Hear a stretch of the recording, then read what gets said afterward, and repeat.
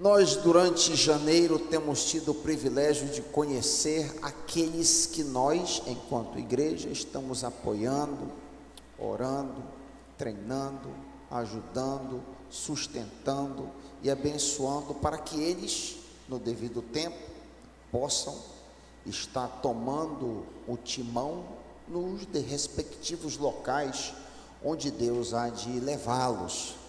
E entre as pessoas que nós estamos treinando, o seminarista Davi Miranda, que eu queria que viesse aqui à frente, filho do casal Miriam e Oséias Miranda, queridos de ministério, é um desses. Davi tem estado muito envolvido com a nossa mocidade, principalmente com as nossas metanoias. Tem estado muito ativo, tem desenvolvido um trabalho maravilhoso entre os nossos jovens e também ao largo. Querido, que o Senhor te abençoe hoje, Pai querido, que as palavras da boca do teu filho e o meditar do seu coração sejam agradáveis a ti, rocha nossa e redentor nosso. O povo de Deus apoiando diz: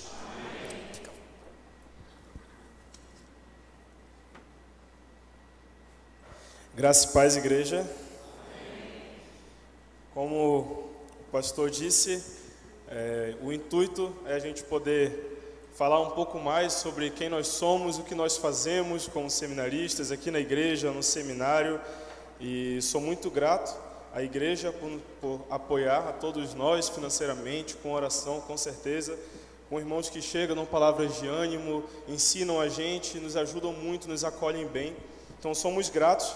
E aqui não é uma autopropaganda, mas eu vou estar falando um pouco sobre aquilo que eu faço aqui, como eu cheguei no seminário, o que aconteceu, e com certeza vamos falar da palavra, porque é ela que transforma, ela que nos ensina. Bem, eu vou falar de mim enquanto a gente vai falando sobre o texto. Eu quero começar com uma pergunta. Você ama Deus? Essa é a pergunta. Se você ama Deus, o que você faz para Deus? O que você faz de visível, de concreto, de descritível? Coisas que você pode falar. Eu faço isso, isso e aquilo outro. Será que a gente realmente sabe amar a Deus? Será que nós realmente sabemos como agradar a Deus? Será que a gente sabe realmente o que Deus espera de nós? Eu convido você a abrir em Lucas 10. Vamos ler do versículo 25 até o 28. Lucas 10, 25 a 28.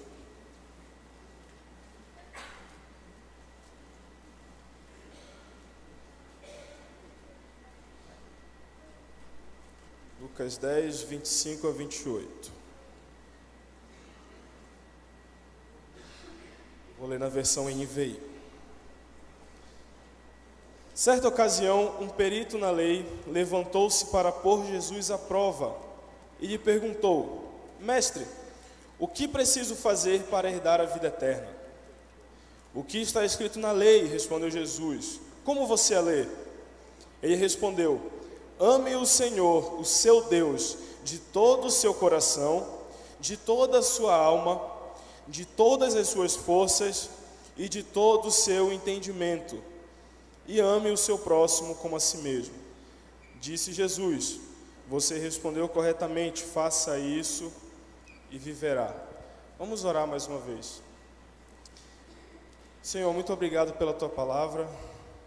Muito obrigado, Senhor, porque ela é viva e eficaz. Ela nos transforma, ela nos convence do pecado. E pedimos, Senhor, a tua graça, agora a tua misericórdia. Pedimos perdão dos nossos pecados e iluminação do teu Santo Espírito para nós compreendermos o que a tua palavra diz e aplicarmos em nossa vida, Deus. Em nome de Jesus, amém.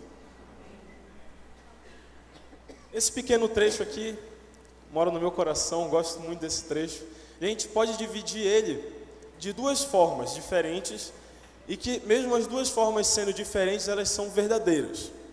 A primeira forma é dividir em duas partes, falar sobre amar a Deus e amar ao próximo. E quando se fala em amar a Deus, se fala de 4 coisas: amar a Deus com o coração, amar a Deus com a força, amar a Deus com a alma e também com a mente. Então, 4 coisas. E quando fala de amar o próximo, como a si mesmo. Então essa é a primeira divisão que o texto pode ter, e que é verdadeira essa divisão.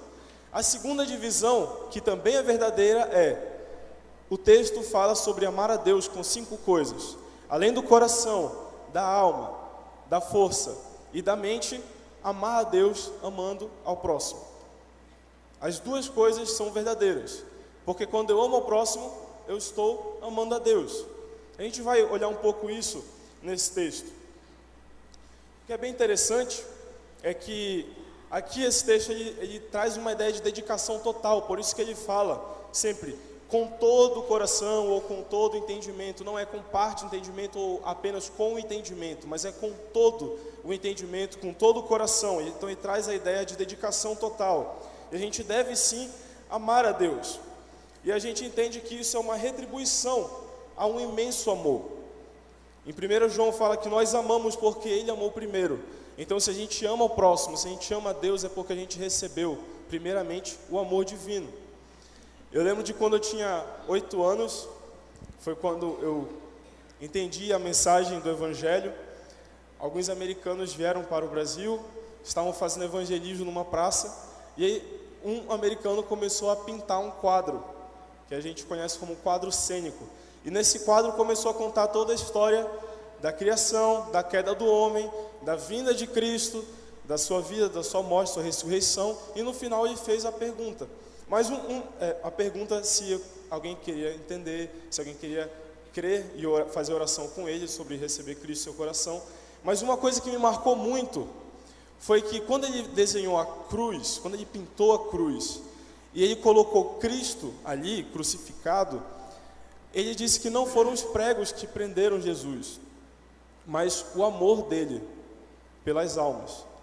E assim, isso é uma verdade que todos nós ouvimos e entendemos bem, mas me marcou muito, e até hoje me marca bastante, porque o amor expresso de Deus é em Cristo Jesus, na cruz, na morte, e a gente precisa responder a esse amor. Então aqui existem 2 mandamentos para a gente retribuir, e qualquer retribuição que a gente faça vai ser muito pequena, perto de todo o amor que Deus demonstrou por nós. E a primeira coisa é de todo o seu coração.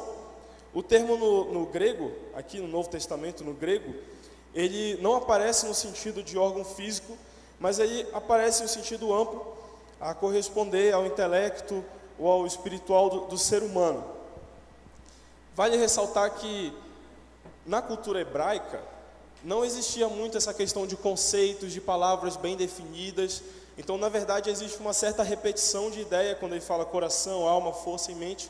Mas existe sim como delimitar um certo conceito para cada um. Mas não era o propósito tanto assim deles. Eles não eram tão cultos como os gregos, que depois trouxeram essa ideia de conceito, filosofia, etc. Mas o coração em si, ele traz muito a ideia de centro do ser humano como a vontade humana e as emoções. É por isso que em Salmos 14, quando fala, diz o tolo em seu coração, Deus não existe, e está dizendo na verdade de alguém que demonstra com os seus desejos que Deus não existe. Alguém que é um ateu prático, como alguns gostam de colocar. É por isso que em Salmos 14 ele continua, quando ele fala, diz o tolo em seu coração, Deus não existe. Ele continua e diz, corromperam-se e cometeram atos detestáveis, não há ninguém que faça o bem. Então o coração, ele está voltado ao desejo, aquilo que eu vou fazer, a minha emoção. E algo que eu acho muito interessante, que eu aprendi depois de um tempo no seminário também, é que o Evangelho, ele é muito acima do moralismo. O Evangelho está muito acima. Não adianta de nada alguém vir para a igreja, aprender a como ser uma pessoa melhor, aprender a perdoar, aprender a ser honesta, aprender, enfim, todo o moralismo que existe, ser uma pessoa gentil, educada, que se veste bem, que trata todos bem, que não é uma pessoa corrupta, e sai daqui e não muda nada interiormente. O Evangelho não é sobre comportamento apenas. O Evangelho vai muito além disso. É por isso que o próprio Cristo disse que se alguém não excedesse, diz para os seus discípulos, se eles não excedessem muito a justiça dos fariseus, eles não herdariam o reino dos céus. Para Jesus, e ele critica isso em Mateus 23, por exemplo, um capítulo que ele fala bastante sobre os fariseus, e fala que o fariseu é como se fosse um copo que por dentro está sujo, mas por fora está perfeito de limpo.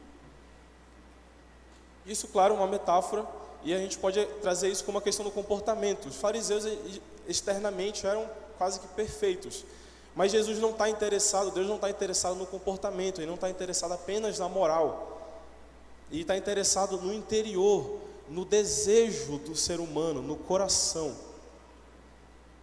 Então, quando o texto fala que nós precisamos amar a Deus de todo o coração, Ele está dizendo que não é para a gente amar a Deus apenas fazendo o que é certo, mas desejando aquilo que é bom. Quando Cristo entra em nosso coração, em nossa vida e transforma, é uma transformação total, de não apenas daquilo que eu faço, mas da minha inclinação. Aquilo que eu gostava de pecaminoso, eu não posso mais gostar. Agora eu preciso desejar coisas boas, eu preciso desejar aquilo que é justo. Eu preciso desejar agradar a Deus. E eu amo a Deus por meio disso. Deus deseja ser amado também por meio dos nossos desejos. Essa é a primeira coisa que a gente aprende aqui. A segunda coisa é de toda a sua alma. Aqui a alma, ela abrange uma totalidade da existência e da vida do homem. Essa referência aqui, na verdade, ela é do Antigo Testamento. Está lá em Deuteronômio 6:5. E lá existe uma palavra no hebraico que ela traz uma ideia de centro dos meus anseios, centro da minha alegria e da expressão dos meus sentimentos de maneira geral. Então aquilo que eu desejo, aquilo que eu tenho como expressão de sentimento, seria esse de toda a sua alma. O mesmo termo, por exemplo, falando do grego, do correspondente grego, no Novo Testamento, ele aparece em Mateus 6:25, quando fala: portanto eu digo, não se preocupem com a sua própria vida. Essa palavra vida seria o correspondente à alma desse texto. Não se preocupem com a sua própria vida, quanto ao que comer ou beber, nem com o seu próprio corpo, quanto ao vestir. Não é a vida mais importante que a comida, e o corpo mais importante que a roupa? Então é o mesmo termo aqui. E o mesmo termo aparece um capítulo antes, em Lucas, no versículo 24, quando diz: pois quem quiser salvar a sua vida, a perderá, mas quem perder a sua vida por minha causa, este a salvará. Que é bem interessante, porque ele está trazendo a questão de dedicar a vida, em Lucas 10, e em Lucas 9 ele já falava sobre isso, o mesmo termo. Alguém que ganha a sua vida aos olhos do mundo, uma pessoa que se preocupa apenas com estabilidade financeira, apenas com isso. O problema é estar focado apenas nisso. Ter estabilidade não é pecado, mas estar focado apenas nisso, apenas na vida aqui na terra, é um problema, porque a vida do cristão não termina aqui. Então a nossa perspectiva não pode ser apenas aqui, tem que ser além disso. Então alguém que ganha a sua vida apenas aqui está perdendo, mas alguém que deposita a sua vida para Deus, aos olhos do mundo vai estar perdendo, mas na verdade esse que vai estar ganhando. Então de toda a sua alma é dedicar a sua vida, e a gente precisa dedicar a nossa vida. E uma vida dedicada não é apenas participar da liderança da igreja. Então, não são apenas os que exercem algum cargo na igreja que estão dedicando a sua vida, ou que devem dedicar a sua vida. Com certeza o pastor Raik deve dedicar a sua vida a Deus, meu pai, pastor Oséias, os diáconos, todos aqueles que trabalham aqui no financeiro, secretaria, etc. Mas é uma obrigação de todo cristão. Todos precisam estar engajados em comunhão e em evangelismo, anúncio da palavra. E não é opcional, é todo cristão dedicar a sua vida para isso. E não é ou um ou outro. Ou eu fico na comunhão e não falo de Cristo, ou eu só falo de Cristo e não participo da comunhão com o corpo. São os dois. E é para todos. Então todos precisam estar engajados. Isso é uma coisa que eu tenho pensado bastante, porque eu vou estudar agora o 4º ano no PV, é meu último ano, e ainda não sei ao certo onde Deus quer me levar, onde eu vou trabalhar, onde eu vou exercer ministério, mas eu sei que independentemente daquilo que eu vou fazer, eu sei que eu preciso estar dedicando a minha vida para Deus. Agora, o Palavra da Vida tem um convênio com a Unicesumar, que é uma universidade que trabalha à distância também, e então eu estou estudando gestão da TI, Tecnologia da Informação. Então eu estudo no seminário Teologia e ao mesmo tempo gestão à distância. Então, não sei do futuro ao certo. De repente Deus fala ao meu coração que é para eu exercer gestão. Mas se esse for o caso, eu sei que a minha profissão não pode ser o fim em si mesmo. Eu preciso usar a minha profissão para evangelizar intencionalmente, não é só com testemunho, mas falando. E eu preciso usar também a minha profissão para eu estar mais engajado com o corpo, porque é obrigação de todo cristão, e eu não escapo disso também. Hoje também como o pastor Heiker disse, eu trabalho com os metanoias, que corresponde à juventude. São pequenos grupos de jovens, onde aquilo que a gente viu na pregação de sábado, a gente pode conversar e discutir e ter um papo, e isso é muito bom, isso traz muita alegria ao meu coração. E eu lembro de uma música chamada Anseios, que diz: nada poderia ser melhor do que ver anseios de hoje realizados no amanhã, e sentir que o alvo nunca mudou. Não abandonei a fé que disse ter, nem esqueci que o meu lar é lá no céu. Então, quando eu estou no ministério do Metanoia, qualquer outro ministério que eu exerço, uma coisa que eu gosto muito de pensar é: eu quero fazer algo para Deus, que eu chegue no fim da minha vida e eu diga: Deus, eu sei que eu nunca perdi o alvo, eu não perdi o foco, eu fiz aquilo que eu deveria ter feito, eu dediquei a minha vida para Ti. E eu creio que isso é uma coisa que a gente deve se autoavaliar constantemente. Será que eu estou realmente dedicando a minha vida para Deus? O que eu faço hoje, eu vou ter orgulho de chegar no fim da minha vida e falar: Deus, eu guardei a fé, eu entreguei a minha vida, eu dediquei ela totalmente ao Senhor. Isso é um desafio muito grande, com certeza. E a razão de eu ter ido para o seminário, que tem muito a ver com isso, em dedicar a minha vida, foi a forma que eu entendi que Deus estava usando para me ensinar a como eu devo dedicar a minha vida para Ele. Vocês entenderam? Eu vi que Deus me mandou para o seminário justamente para Ele me ensinar como eu preciso dedicar a minha vida para Ele. Eu creio que isso não acontece dessa mesma forma com todas as pessoas. Deus espera que todas as pessoas tenham sua vida dedicada a Ele, mas não são todas as pessoas que precisam ir para o seminário. Deus ensina a mesma coisa de maneiras diferentes. Comigo, Ele decidiu me ensinar me colocando no seminário. Então lá é onde eu tenho aprendido a como eu posso e como eu devo dedicar a minha vida a Ele. Mas onde você está, no seu trabalho, no seu emprego, na sua escola, ou fazendo nada, onde você está, você precisa dedicar a sua vida a Deus.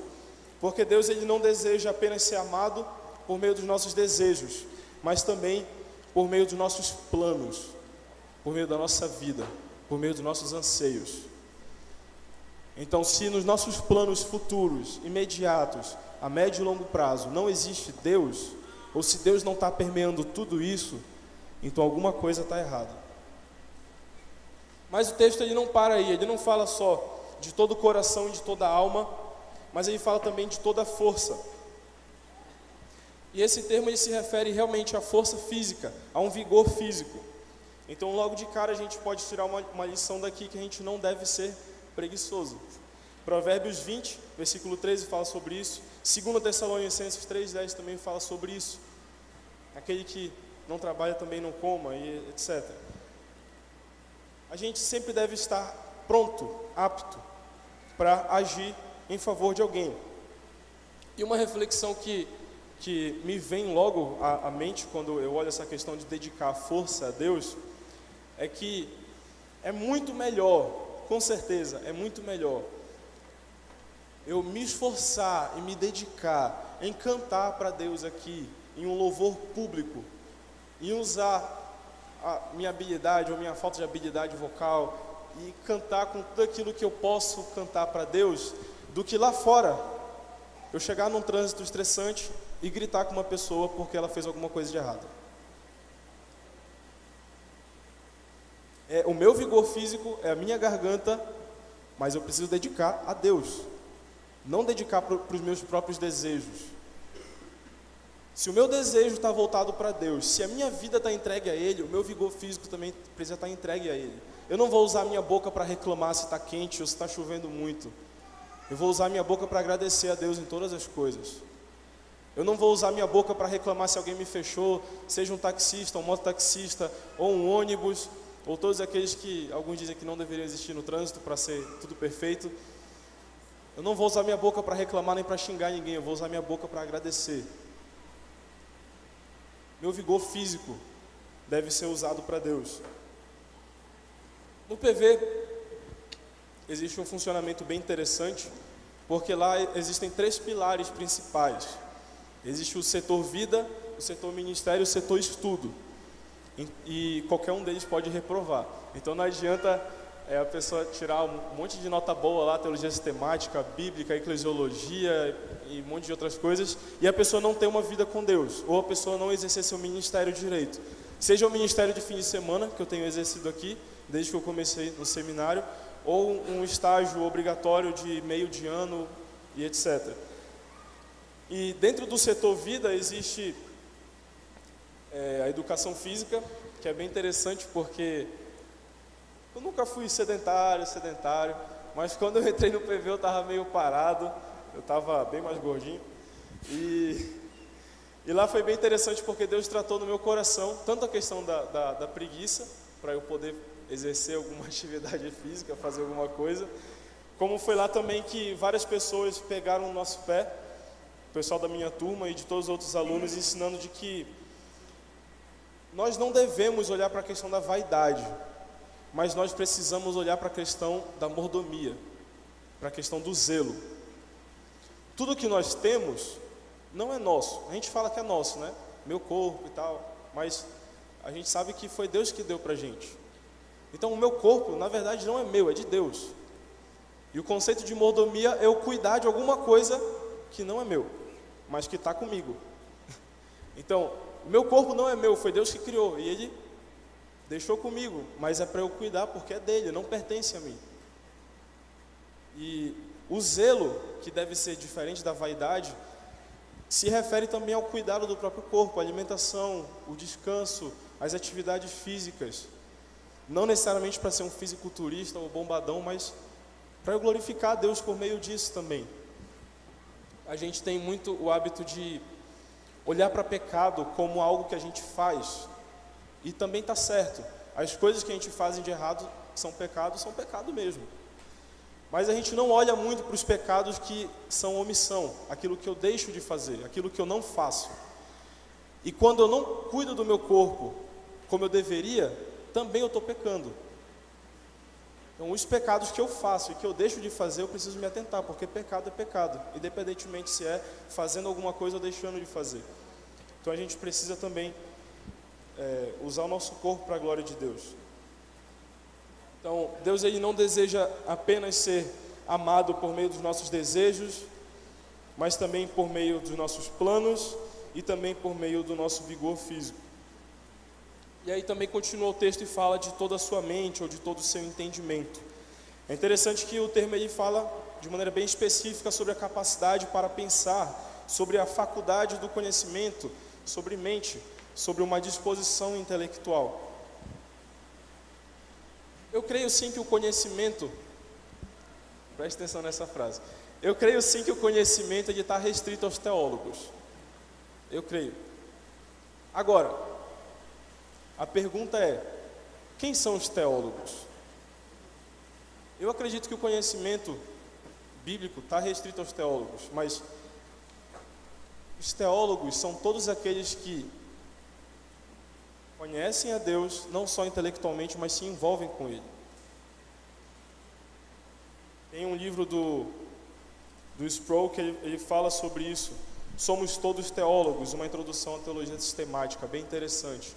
Todos nós precisamos estar envolvidos com teologia, não só no sentido intelectual, porque teologia não é só o sentido intelectual. Se usa muito para isso. Os teólogos debatem, os teólogos fazem isso, aquilo, outro, como se o teólogo fosse aquele cara apenas que soubesse falar o grego, o hebraico, o aramaico, mas teólogos são todos aqueles que procuram se aproximar de Deus. Conhecer não só no sentido intelectual, mas no sentido relacional. Então todos nós precisamos sim estar envolvidos com conhecimento. Por mais que alguém diga, ok, eu discordo de tudo isso, para mim teólogo é só o cara que conhece e pronto, acabou. Ok, você pode pensar diferente quanto a isso, mas a Bíblia fala que a gente precisa dedicar toda a nossa mente, ou todo o nosso conhecimento, todo o nosso entendimento. Então por mais que você acredite que apenas alguns devem estudar mais, mas você deve concordar que se a Bíblia fala que eu devo amar a Deus com todo o meu entendimento, então eu preciso realmente amar com todo o meu entendimento, porque é a Bíblia que está falando. Em um livro de Jonas Madureira chamado Inteligência Humilhada, ele diz o seguinte: a inteligência humilhada é a fé que não tem medo de pensar, duvidar ou questionar. A fé não precisa morrer, só precisa pensar. Uma fé assim percebe a racionalidade e a ordem divina nas coisas criadas, sem, de forma alguma, anular-se ou destruir-se. É possível ser piedoso e, ao mesmo tempo, inteligente. Em contrapartida, a inteligência humilhada é também a consciência da humilhação da razão, que nos faz reconhecer o papel fundamental da fé. A razão não precisa morrer, só precisa dobrar os joelhos. Não deve haver na igreja, de forma alguma, a parte das pessoas que amam a Deus com toda a sua alma e as pessoas que amam a Deus com todo o seu entendimento. A parte das pessoas que fala que não vai perder tempo lendo livros, porque ela prefere estar na prática, amando, evangelizando e fazendo as coisas, e colocando a mão na massa e fazendo tudo, e eu faço, eu não sei, mas eu estou aqui fazendo, e tu aí não está fazendo nada e só está aprendendo as coisas. Não deve existir essa divisão, esse grupo de duas pessoas. Essas pessoas devem caminhar juntas. Na verdade, uma pessoa que faz as coisas precisa conhecer, e uma pessoa que conhece as coisas precisa fazer também. Precisa caminhar junto essas duas coisas. E o conhecimento aí não está restrito a uma função eclesiástica também, assim como a dedicação da vida. Todos devem amar com todo entendimento. A gente não pode ignorar esse fato. Às vezes a gente pode se acostumar a terceirizar o conhecimento, colocar isso como responsabilidade do pastor, ou da liderança, ou de qualquer outra pessoa, mas é papel de cada pessoa. Se existe esse mandamento para amar com todo o entendimento, então nós vamos ser cobrados disso também. Deus não deseja ser amado só com as nossas vontades, mas também com os nossos planos, também com a nossa força e também com a nossa mente, com o nosso conhecimento. E aqui eu vou para a segunda parte do versículo 27, que fala: ame o seu próximo. Essa citação ela está originalmente em Levítico 19, 18, e com certeza a gente deve amar ao próximo. Está dizendo de maneira bem clara que a gente deve amar o próximo. E a Bíblia é enfática sobre isso em outro momento também, como por exemplo em 1 João. E ele traz já aqui nessa parte de Lucas, em 1 João, de maneira a concordar uma parte com a outra, traz a progressão de o amor a Deus leva ao meu amor que eu tenho com o meu próximo. Sempre assim. Se eu amo a Deus, eu amo meu irmão. É assim que deve funcionar. Então, por exemplo, 1 João 4,7 diz o seguinte: amados, amemos uns aos outros, pois o amor procede de Deus. Aquele que ama é nascido de Deus e conhece a Deus. 1 João 4,12: se amamos uns aos outros, Deus permanece em nós. 1 João 4, 20 a 21: se alguém afirmar eu amo a Deus, mas odiar seu irmão, é mentiroso. Pois quem não ama seu irmão a quem vê, não pode amar a Deus a quem não vê. Ele nos deu este mandamento: quem ama a Deus, ame também seu irmão. A gente deve amar o nosso irmão. Aqui está de maneira clara. E algo bem interessante aqui, no texto original, em Levítico, ele fala sobre amar o próximo ali, a pessoa que está na nação de Israel. Então, amar outra israelita. Então, é amar aquela pessoa que está mais perto. Esse é o contexto imediato que está lá em Levítico.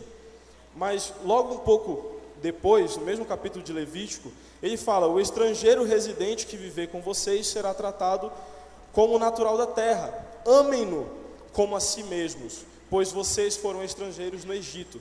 Então, em Levítico não está restrito só a amar quem está perto, quem é fácil de amar, mas também ao estrangeiro. E é bem interessante porque, em sequência aqui tem essa parábola do bom samaritano, que eu imagino que todos conhecem. E é curioso porque o mestre da lei, não gostando da resposta que teve aqui, porque ele queria colocar uma pegadinha aqui para Jesus, e Jesus não caiu nessa pegadinha, ele tenta de novo, e ele pergunta: mas quem é o meu próximo? Tentando fazer Jesus cair de novo. E Jesus, ele conta a parábola, e no final da parábola ele pergunta, uma pergunta inversa. Jesus, ele não pergunta assim: quem foi o próximo? Perdão, ele não pergunta quem foi que ele amou ali, como se a pessoa caída na beira da estrada fosse o próximo. Mas Jesus pergunta assim: quem foi o próximo do homem caído? Versículo 36. Ele inverte. 36 do capítulo 10. E aí o mestre da lei precisa concordar que foi o samaritano, a quem tanto o judeu odiava. Ou seja, não está restrito, esse amor não está restrito a gente amar algumas pessoas. Quando ele faz a pergunta: quem é o meu próximo? Na verdade, essa pergunta parece que eu já quero selecionar quem é que eu vou amar. Eu devo amar meu próximo, mas tá bom, quem é o meu próximo? Ah, se for esse aqui, então é esse aqui que eu vou amar. Mas se o meu próximo for esse aqui, então é esse aqui que eu vou amar. Jesus fala: não, todos. Eu preciso amar a todos. Vocês precisam amar a todos. Essa é a abrangência do negócio que acontece aqui. William Hendrickson, ele fala no seu comentário o seguinte: a pergunta não é quem é o meu próximo, mas eu estou me comportando como próximo das pessoas necessitadas que o Senhor põe em meu caminho? Então, Hendrickson, ele fala sobre isso de uma maneira bem interessante, que a pergunta certa não é quem é o meu próximo, mas se eu estou sendo o próximo dessas pessoas. Algo que me marcou muito no PV, talvez tenha sido o maior marco, é que dentro do setor vida, existiram grupinhos. O nome é grupinhos, tá bom? Não estou falando de maneira pejorativa, como se fossem panelinhas. São grupinhos mesmo, é o nome. E nesses grupinhos tem um missionário que fica responsável, e tem ali um grupo de 4 alunos ou 5 alunos, e eles são cuidados por esse missionário ao longo do ano todo. Toda semana a gente se reúne, a gente se encontra, conversa, a gente pode trabalhar a vida na vida. E isso é bem interessante, isso me marcou muito, porque antes de eu ter contato com isso, como eu sou um pouco envergonhado e um pouco tímido, para mim sempre foi assim: ok, a minha vida meio que aqui, a sua vida um pouco que aí, tá bom? Valeu, obrigado. E lá eu aprendi que não é bem assim. Quando a gente ama o próximo, a gente precisa trabalhar a vida na vida. E a Bíblia fala sobre isso em vários momentos. Filipenses 4 fala sobre isso. Filipenses 2, 4 fala sobre isso. E o interesse do outro tem que ser o meu interesse também. Então não tem essa de, vai cuidar da sua vida. Não, eu tenho que ter empatia com o outro, e o interesse do outro tem que ser o meu também. Quando a Bíblia fala de santificação, geralmente fala de santificação em conjunto. Então, é um trabalhando na vida do outro, não é a santificação isolada. E isso me marcou muito no PV. Principalmente com os estágios obrigatórios, que já faz parte do setor ministério. Porque no primeiro ano, em julho, a gente fica lá no acampamento. Ok, já fui para acampamento algumas vezes, tudo certo. Primeiro ano, não foi tão difícil assim. Agora, no segundo ano, eu fui para o sertão. E eu nunca tinha ido para o sertão, e eu fiquei com medo. Fiquei me perguntando, será que eu vou passar fome? Será que eu vou ficar sem água por 30 dias? Como é que eu vou tomar banho? Já estava me preparando psicologicamente para não tomar banho. Mas não foi nada disso, tá bom? Foi tudo certo, eu comi, bebi água, tomei banho, tudo tranquilo.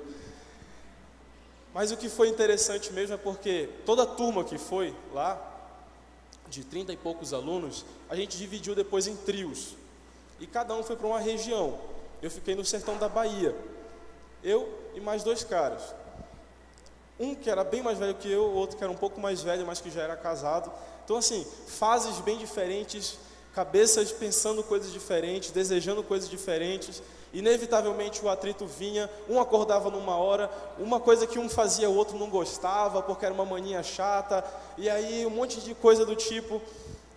E a gente tendo que fazer de todo o nosso trabalho, de ir em escolas e evangelizar e trabalhar com a igreja e falar com a liderança e poder fazer estudos bíblicos e visitas, etc. E tantas coisas que a gente tinha para fazer. No meio disso tudo, a gente tinha que saber viver um com o outro durante o que? Uns 20 dias aproximadamente.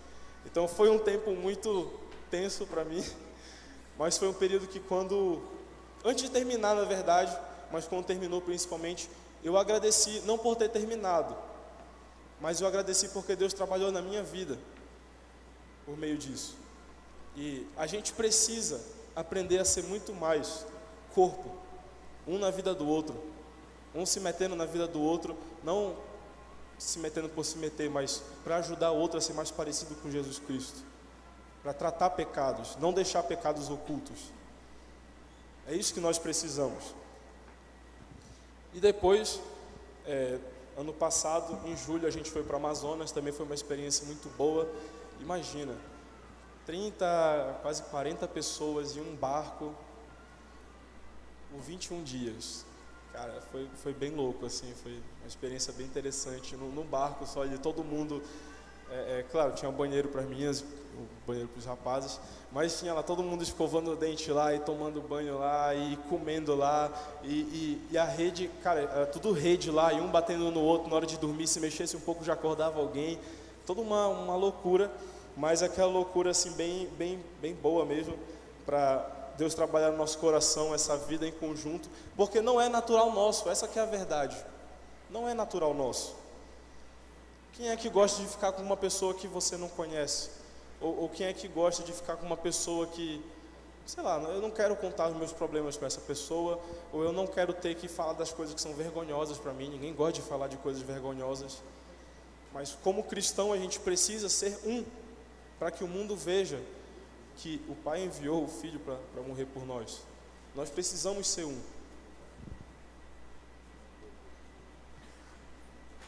Deus deseja ser amado também por meio do nosso amor ao próximo. Como eu disse, o texto ele pode ser dividido dentro do amor ao próximo, também na questão que ele fala aí, esse termo, como a si mesmo.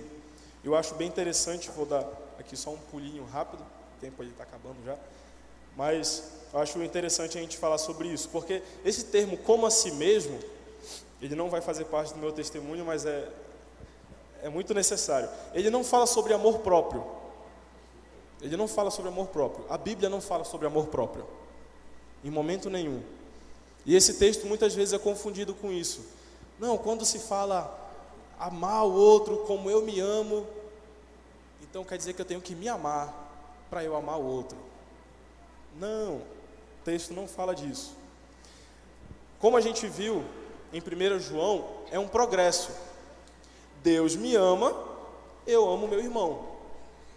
E aqui também é a mesma coisa, nesse texto de Lucas, sem precisar ir para 1 João.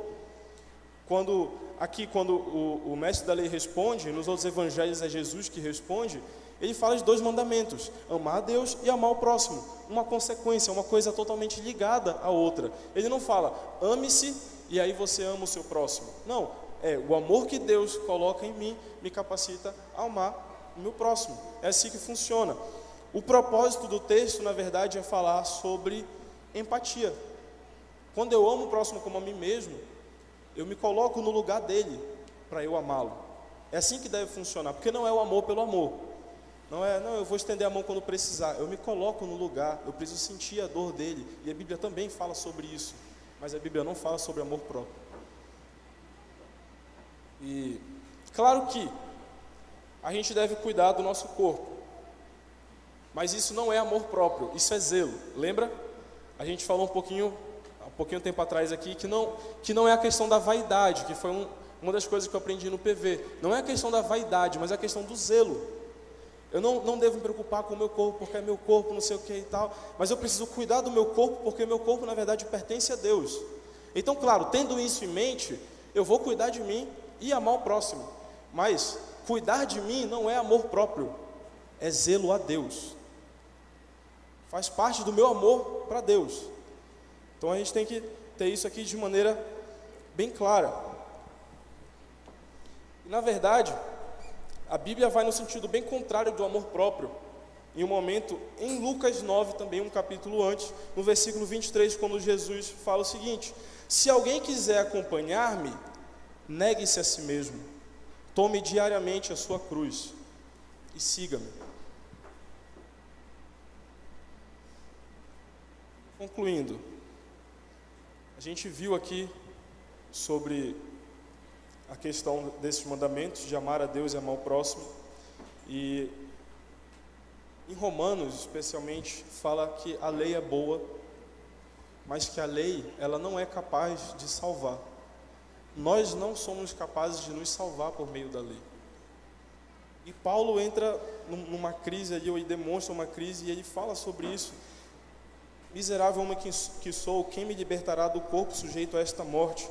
E no capítulo seguinte já está a resposta: por meio de Cristo Jesus, a lei do Espírito de vida me libertou da lei do pecado e da morte, porque aquilo que a lei for incapaz de fazer, por estar enfraquecida pela carne, Deus o fez. É por isso que a gente precisa clamar para Deus nos ensinar a amá-lo, porque se a gente tenta obedecer a lei pela nossa própria força, a gente não consegue. Mas a lei do Espírito, como Paulo fala, ela é capaz de nos libertar. Porque aquilo que a gente é incapaz de fazer, aquilo que a lei por si só é incapaz de fazer, Deus o faz. É por isso que nós precisamos clamar: Senhor, me ensina como eu devo te amar. Me ensina como eu posso fazer para dedicar todos os meus desejos para ti. Me ajuda a ter essa transformação interna. Senhor, me ajuda a ter o Senhor em todos os meus planos, em ter a minha vida totalmente entregue a Ti. Me ajuda, Senhor, a dedicar todo o meu vigor físico a Ti. Me ajuda, Senhor, a ter todo o meu intelecto voltado para Ti. E me ajuda a amar o meu próximo. Vamos orar. Senhor, mais uma vez te agradecemos pela Tua palavra, porque ela nos consola, ela nos ensina, ela vem e faz sempre um estrago em nós. E muito obrigado, Senhor, porque o Senhor nos atinge com ela, com essa espada de 2 gumes, e nos ajuda, Senhor, a que essa palavra fique permanente em nós, em nosso viver, que essa palavra permaneça em nosso coração, para que a gente não peque contra Ti. Nos ajude, Senhor, a ter sempre essa palavra cravada em nossas mentes. Senhor, nós necessitamos de transformação completa, todos nós. Nos ajude, Senhor, a sermos sempre transformados pela Tua palavra diariamente. Somos muito gratos, Deus, a todo o amor que o Senhor demonstrou na cruz e todo o amor que o Senhor ainda demonstra por meio de livramentos e tantas outras situações. Nós pedimos, Senhor, que o Senhor nos ensine a Te amar como o Senhor deseja ser amado. Essa é a nossa oração, em nome de Jesus. Amém.